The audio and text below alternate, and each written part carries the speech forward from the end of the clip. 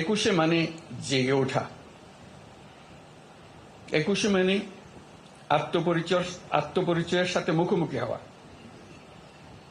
একুশে মানে অবিরাম সংগ্রাম, নিজের পরিধিকে আরো অনেক বাড়িয়ে নেওয়া। এবারের একুশের প্রেক্ষিত আমাদেরকে নতুন দিগন্তে প্রতিস্থাপন করেছে। বরকত সালাম রফিক জব্বারের বুকের রক্তে যে অঙ্গীকার মাখা ছিল, তাতে ছিল জুলাই অভ্যুত্থানকে নিশ্চিত করার মহা বিস্ফোরক শক্তি। অর্ধ শতাব্দী পর এই মহা বিস্ফোরণ গণ অভ্যুত্থান হয়ে দেশ পাল্টে দিল।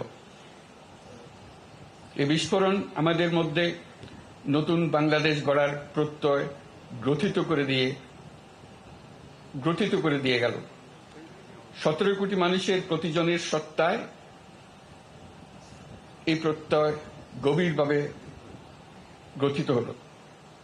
অমর একুশের এই অনুষ্ঠানের মাধ্যমে আমরা এই প্রত্যয়ে শপথ নিতে এসেছি।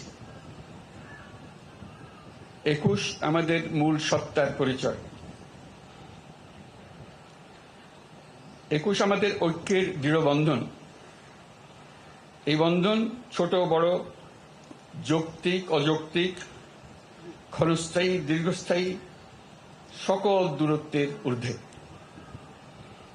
এই জন্য সকল প্রকার জাতীয় উৎসবে, সংকটে, দুর্যোগে আমরা শহীদ মিনারে ছুটে যাই। যেখানে আমরা স্বস্তি পাই, আমরা শান্তি পাই, আমরা সমাধান পাই, সাময়িকভাবে অদৃশ্য ঐক্যকে আবার খুঁজে পাই। একুশ আমাদের মানুষকে এইভাবে তৈরি করে দিয়েছে। একুশ আমাদের পথ দেখায়।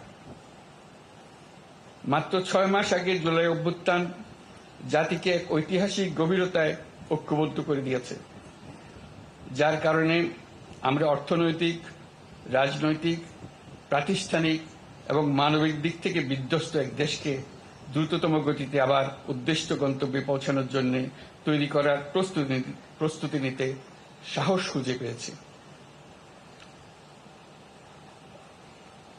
একুশের টান বয়সের ঊর্ধ্বে, প্রজন্মের ঊর্ধ্বে। একুশের টান প্রজন্ম বিস্তৃত হয়েছে, শুধু তাই নয়, এই টান গভীরতর হয়েছে, আমাদেরকে দুঃসাহসী করেছে।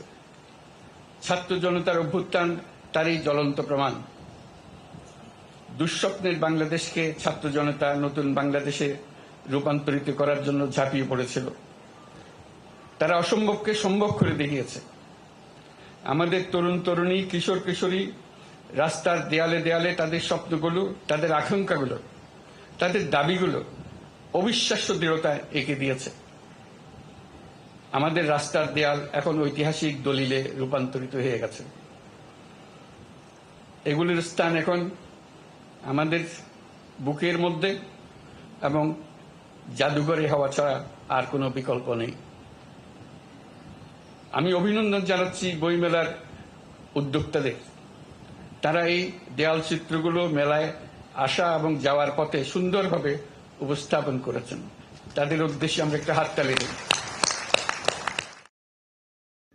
দয়া করে আমার ভিডিওটি লাইক ও শেয়ার করুন এবং চ্যানেলটি সাবস্ক্রাইব করে আমার সঙ্গেই থাকুন।